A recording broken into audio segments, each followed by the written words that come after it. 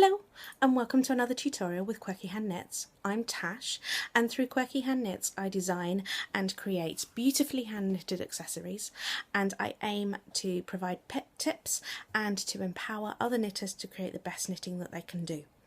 So in this tutorial we're going to look at make one left and make one right.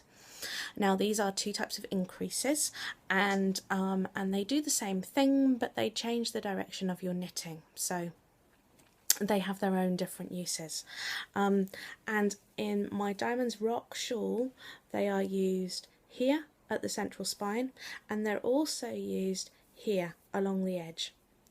Now, the reason that I like them is because certainly along the edge you have a very, very tightly knit, or not tightly, but it's a very closed knit edge and you don't get lots of holes. You could substitute these for yarn overs if you wanted to, but then you'd have a much more holey effect in the shawl. And what I wanted was for the pattern in my Diamonds Rock shawl to shine and not for the yarn overs to shine. So that's why I chose the make one left and make one right. Let's have a look at them. Okay, so this is my little garter tab. It's grown a little bit. If you were watching the garter tab video, I've just done a couple of extra rows to make it not quite so near the edge and a little bit easier to see.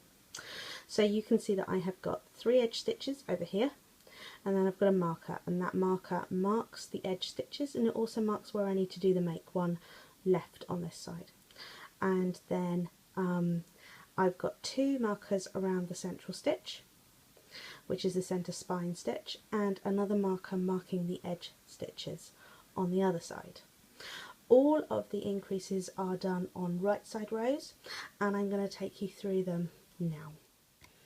Okay, so we're going to start by knitting these edge stitches and slipping the marker. So 1,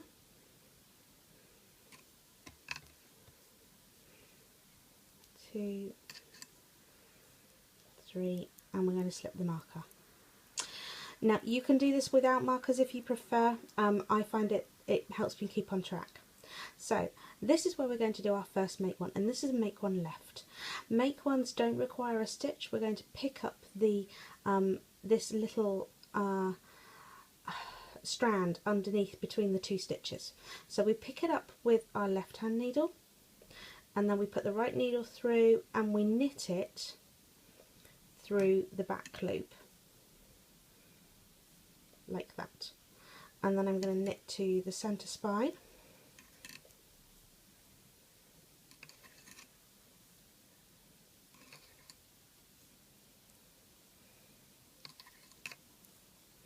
okay, and we're going to do that again. So you put your left needle in from front to back and you knit it through the back loop.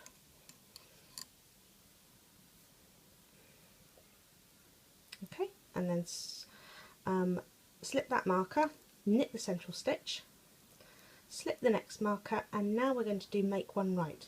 So this time we're going to go in from back to front. So can you see that the stitch is the other way?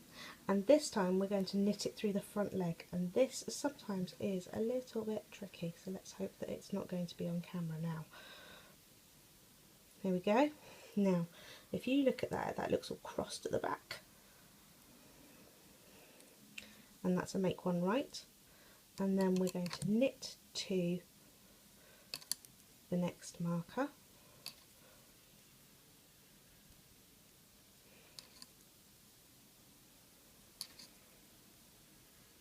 and we're going to do that again. Put the left needle through from back to front, take the right needle through the front leg and knit the stitch. Then we slip this marker and knit the last 3 edge stitches.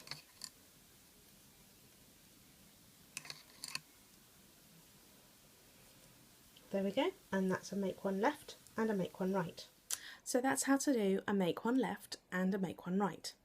They help keep the edges of the shawl very flat and not quite as holey as it would be with yarn overs, so it can help the rest of the lacework shine. You can of course substitute them with yarn overs if you would prefer to, there's nothing to say you shouldn't. I just preferred them in this particular instance. I hope that this tutorial has been useful and that you liked it. Please give me a thumbs up if you did.